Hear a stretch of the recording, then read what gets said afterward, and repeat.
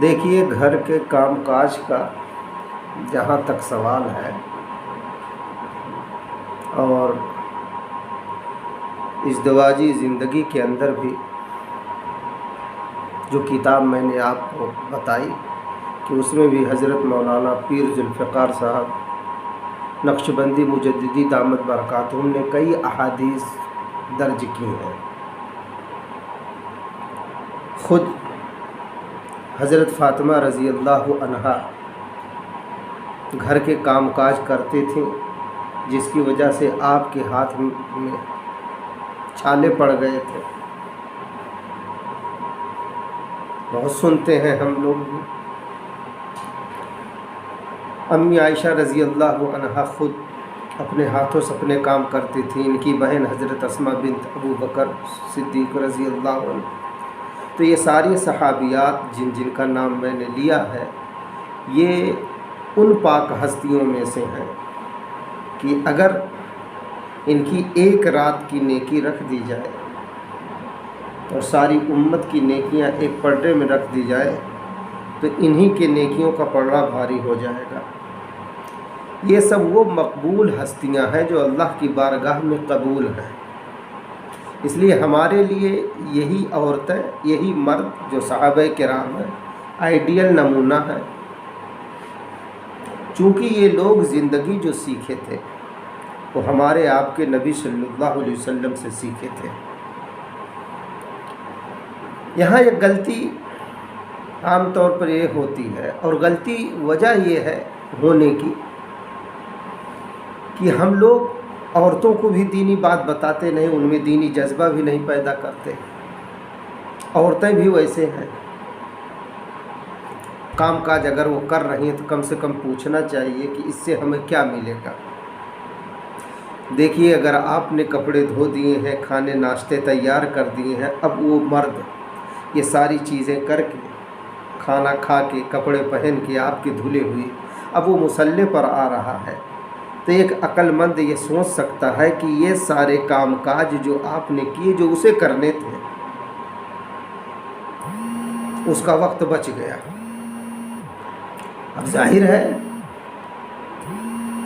ان تمام محنتوں کا صلہ وہ جو عبادت کرے گا اس میں آپ کا حصہ ملے گا، اللہ پاک حصہ آپ کا لگائے گا۔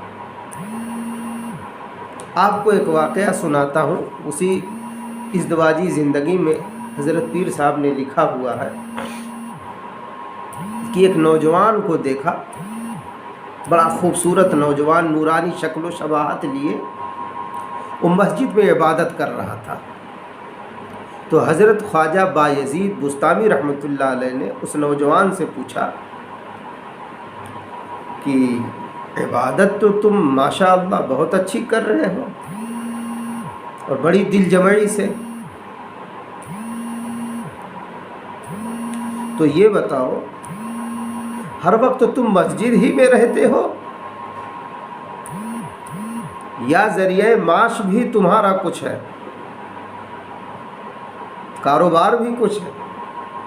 تو یہ نوجوان پلٹ کے جواب دے رہا ہے کہ حضرت میرے کاروبار کو میرے بھائی نے سنبھال لیا ہے، گویا کہ مجھے فارغ کر دیا ہے عبادت کے لیے، ریاضت کے لیے، اللہ کے لیے۔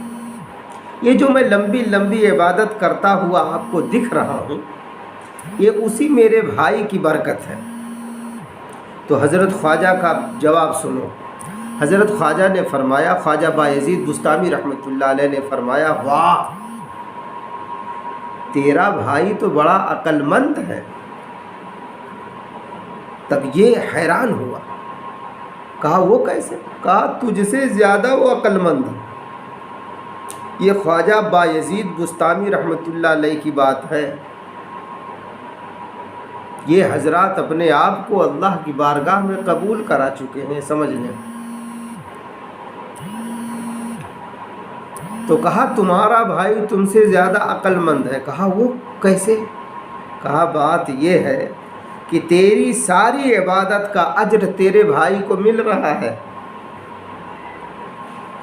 اس لیے وہ تجھ سے افضل ہے۔ کیوں؟ کیونکہ وہ کاروبار بھی کر رہا ہے، اور تیری عبادت میں وہ شریک بھی ہے۔ سبحان اللہ۔ اب اتنے بڑے کی بات تو سمجھ میں آ ہی جانی چاہیے۔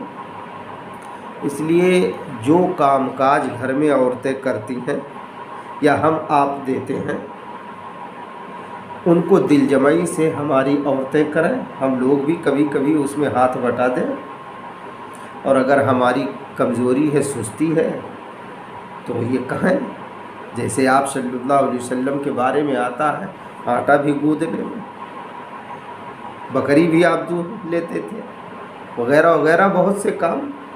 اس لیے سمجھا، اس بات کو پھر میں ریپیٹ نہیں کرنا چاہتا، دہرانا نہیں چاہتا ہوں، چونکہ بات بہت لمبی ہو چکی ہے، تو اس سے ہم لوگ عبرت پکڑیں۔ یہ بڑے حضرات ٹھیک ہے جو کہیں اس پر عمل کیا جائے۔